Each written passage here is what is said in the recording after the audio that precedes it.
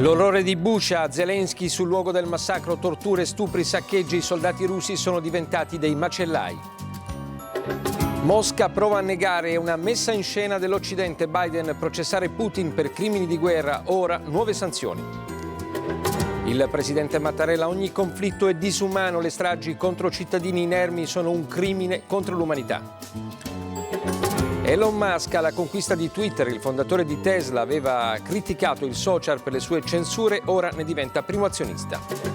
Gli Uffizi sorpassano il Colosseo e diventano il luogo di cultura più visitato d'Italia. Tra TikTok e influencer, il Museo Fiorentino conquista anche un pubblico giovane e scala così la classifica mondiale.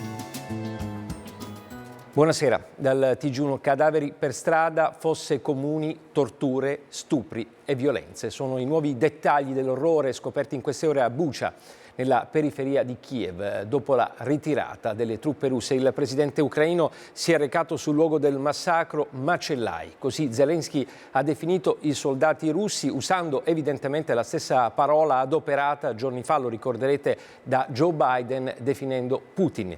Il presidente degli Stati Uniti chiede un processo per crimini di guerra. L'Unione Europea è pronta ad affiancare Kiev nell'inchiesta e nel frattempo valuta l'ipotesi di nuove sanzioni. Intanto Mosca respinge ogni accusa e parla di messa in scena.